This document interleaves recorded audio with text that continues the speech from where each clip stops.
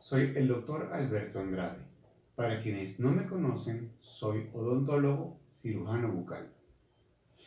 Quise grabar este video para brindarle al público en general una serie de información de tipo odontológico que les será muy útil y será muy interesante a la hora de tener alguna pregunta. Yo vengo a despejarles muchas dudas y a darles mucha información. Hoy vamos a tratar el tema de las emergencias odontológicas. Así como hay emergencias médicas, existen emergencias odontológicas, con la diferencia de que felizmente, afortunadamente, cuando estamos en presencia de emergencias odontológicas, no hay riesgo en la vida del paciente. La vida del paciente no corre riesgo. Solamente que las emergencias de índole odontológico implican una serie de eventos muy dolorosos que deben ser tratados con premura y en forma expedita por profesionales competentes y en un lapso de tiempo corto. La primera emergencia odontológica que conocemos y que estamos expuestos es el simple dolor dental o dolor de muelas, como comúnmente se conoce. Para ello deberás enjuagar tu boca y despejar la zona, a objeto de despejar la zona. Y así podrás indicar con precisión a tu odontólogo de confianza cuál es el diente causante del problema que tú padeces. Deberás usar hilo dental si el caso lo amerita, para que quede bien despejada y produzca bastante visibilidad en la zona afectada. El segundo caso de emergencia odontológica van a ser los problemas ortodónticos.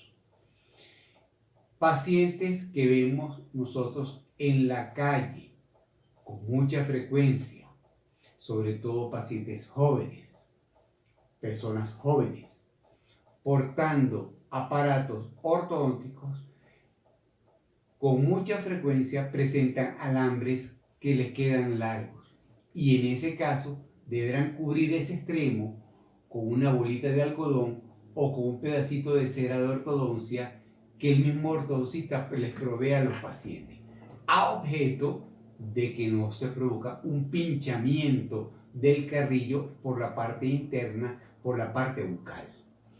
Si esto ocurre, si se produce un engarzamiento del carrillo y un engarzamiento de la lengua, es preferible no tratar de desengarzarla, sino acudir directamente a tu odontólogo para que la desengarce, para que sea él quien lo haga.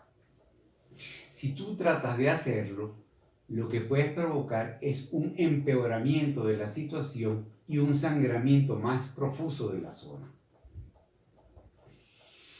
El tercer problema al cual nosotros estamos expuestos va a ser el de una abulsión dentaria.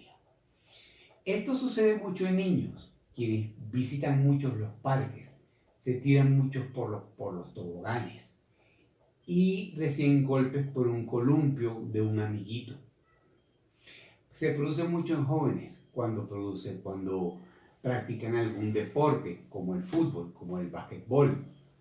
Reciben golpes en la zona bucal o en peleas callejeras, que también se producen avulsiones dentarias.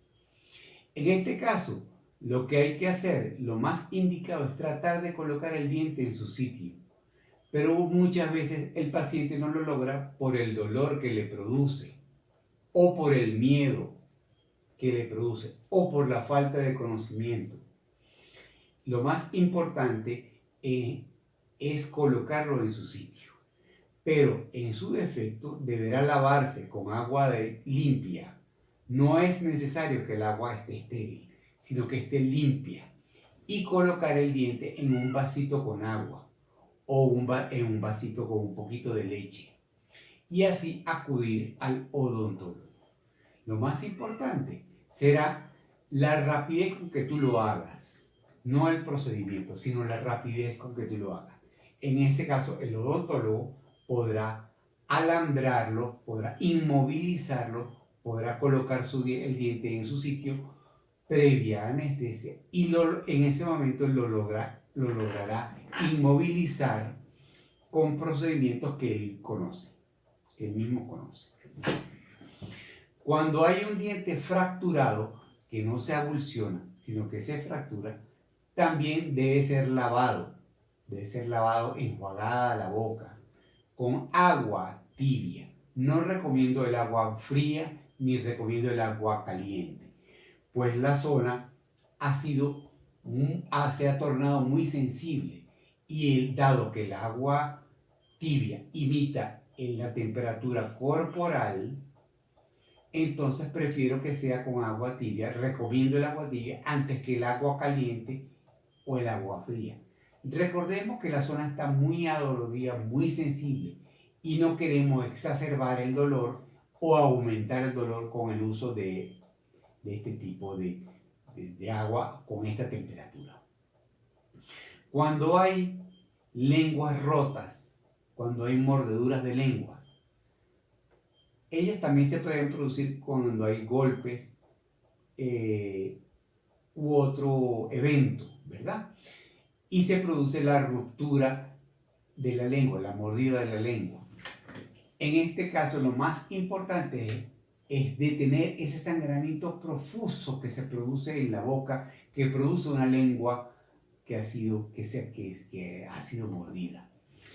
En ese caso, tú mismo, con la yema de los dedos, puedes hacer presión sobre la herida y buscar una hemostasia, ¿verdad?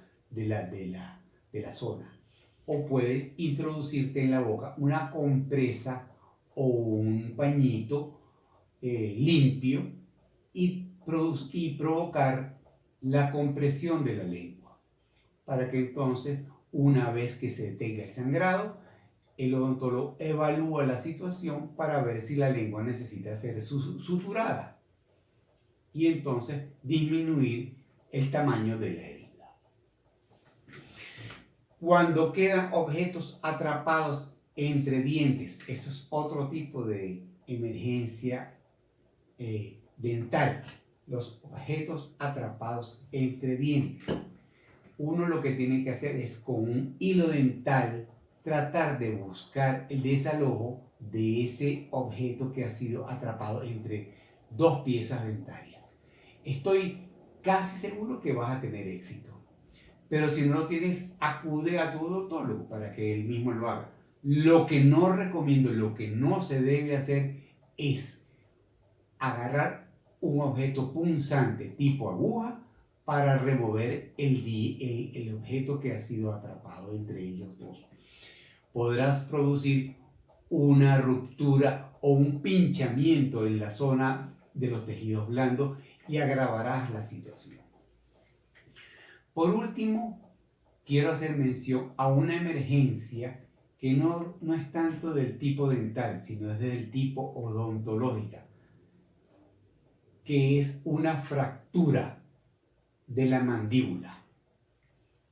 Las fracturas pueden ocurrir en la zona central sinfisal o en el cuerpo de la mandíbula parasinfisal o en el ángulo o en la rama ascendente de la mandíbula, en cualquier zona.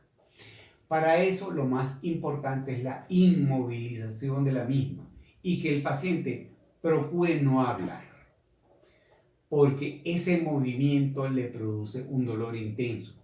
Por ningún concepto se debe movilizar los cabos óseos partidos, fracturados, porque produce un dolor intenso.